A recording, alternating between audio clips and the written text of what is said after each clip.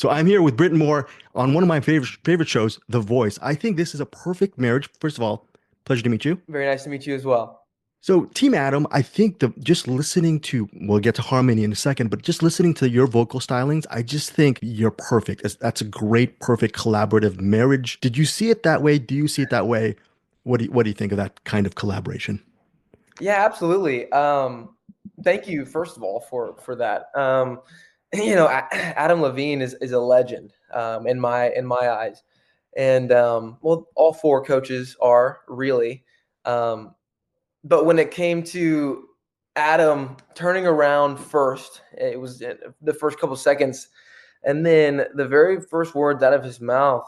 Um, were something along the lines of, when I heard you go into your falsetto, you you kind of reminded me of how I do it. And when he said that, honestly, I don't want to say that was the deal breaker, but I already was leaning towards Adam, and when he said that, it was a go. So it's a real moment now that you've had time to process. It's hard getting on The Voice, obviously, right? On Yes. top of that, it's almost impossible to get a fourth-year turn. Just now processing and looking at that day, what was that day like for you? And now that you have time, just how do you analyze that wonderful day for you? Yes, it was a spectacular day for sure, and getting there was a very long journey. You start out sending in videos. They're trying to get you. They just want to see what you have to offer, and so you send in tons and tons of videos just to get there that day. They buy your plane ticket and they get you a hotel room, and they give you your tracks for the song that you're doing. And I was singing Yellow. I had been practicing so much; it was engraved like in my brain. Like I knew it like the back of my hand. And then the nerves and the suspense getting on that stage after all that you had been through up to that point, which people don't normally see, but it had been quite a long journey just to get to that stage. When you get there and you're standing on that stage in front of the four superstars with their chairs turned around, you're like, holy crap, is this actually happening? Your legs are shaking a little bit. You just kind of have to lean on your instincts and trust yourself. And I had been praying about it a lot, and the Lord gave me strength to get up there and give it my all. So Well, on that note, Britton, you have a God-given talent and voice. On a practical level, what did you learn or what have you learned as an artist with your journey on The Voice? What are the tangible lessons, I suppose? absolutely, thank you for pointing that out. I do believe that God has given me this voice, and I fully intend to use it to share with people. It's not just for me. Sure, I have the voice, but it's not for me. It's for other people. And I truly believe that. And when it comes to music, music has a way of transcending words, transcending through sound. And it makes people feel a certain way. And if I could use that to bring joy to somebody's life and maybe bring a little bit of light to somebody's day, that is really what I care about and what matters to me. On bringing light to someone's day, just recently listened on Spotify to Harmony, and I Oh, listen that's I so I listen to a lot of songs, and I really love the tenderness and the kindness and the thoughtfulness that you put into that track. Can you just talk about just the hard work behind that and just your motivation behind releasing Harmony? man, that means so much. You know, writing writing and recording music has been a dream of mine. That's the ultimate goal. That's what these coaches do is write and record albums and records, and they go on tour and they play for people. And so Harmony was my very first release ever. And that song was written by me sitting down at my piano, which I'm not the best piano player, but it came together. I really want my music to reflect just a light. That's really what I want it to be, is a light for people. Releasing that music for everybody to hear is really special for me. No matter how well it does, I know that it's gone into somebody's ears and blessed somebody. So yeah. Do you gain a lot of friends and community regarding just people, fellow artists that you meet along the way? Not just the coaches, you learn from them, of course, but just I'm sure these are possibly lifelong friendships that you're carving out. And how does that make you feel? Absolutely. It's an incredible feeling. You fly out to LA, you show up in the hotel, and there are all of these incredible artists who we all have something in common, and that is music. And so it's almost like you're automatically friends. Like it's like we're all in this unique experience together. And so you just create this bond like nothing else. And I still talk to, you know, a lot of artists from The Voice, and we have stayed in touch and became really close friends. And I hope to see them very soon. So I spend most of my life interviewing people from just different sorts of the entertainment field. So I'm in my room on virtuals all the time. So the only time I've been to San Antonio was maybe 2 nights for an interview junket Yeah. 30 years ago. There's San Antonio in your background.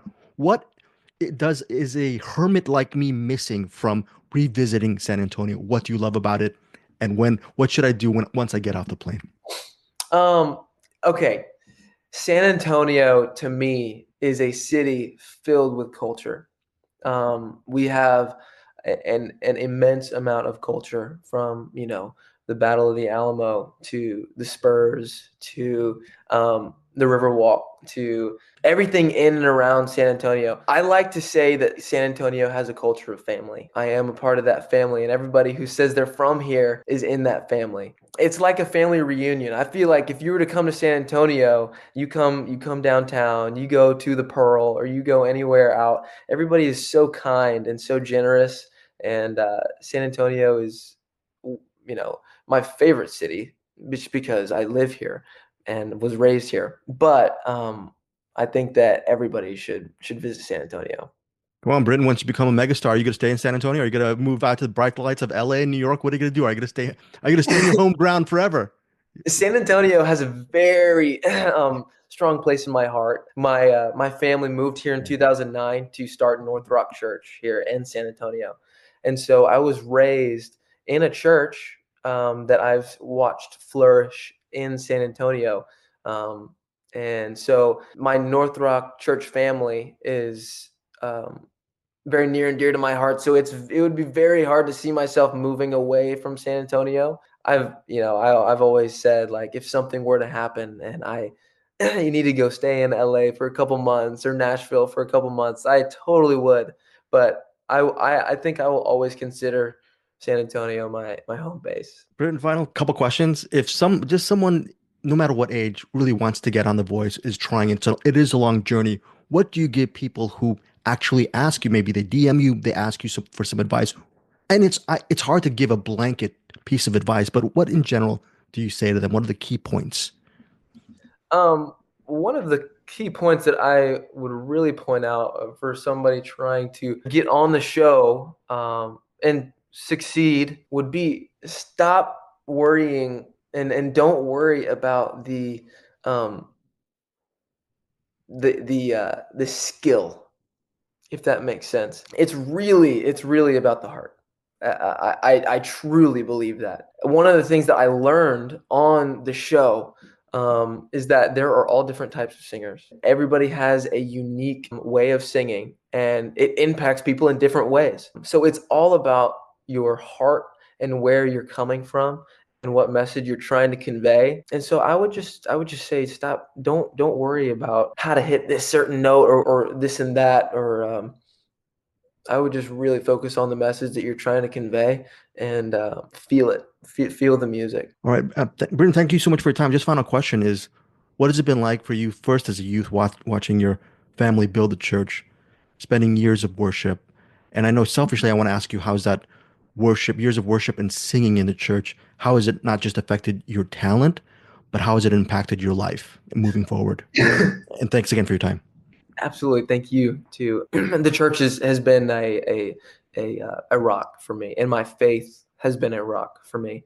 And growing up leading worship, my dad was a worship leader his whole life until we started the church, and he still is. But he recorded three worship albums. My mom was a choir director and a piano teacher in the church, and so music really grabbed my heart in during worship. It is outside of worship as well, but that's where I really fell in love. And I get the privilege to sing most every weekend on stage in front of thousands of people each weekend, leading them in worship. And so my skills have grown over time as I've gotten older. But that's another place that I have found. Um, it's all about the heart. It's all about the heart and your intent behind your voice. So yes. Britton, thank you so much for your time. Congratulations on The Voice. And selfishly, I want you to get back to work so you can release more songs for me to listen to. So, on that Two level. more coming soon. Yeah. All right, you take care. Thank you. Thank you so much, Greg. Hey guys, thanks so much for watching this video. For more movie and television reviews and interviews, please subscribe to my Deepest Dream channel. Like, comment, share, subscribe. And as always, thanks so much for your support. Take care. Hey guys, thanks so much for watching this video. For more movie and television reviews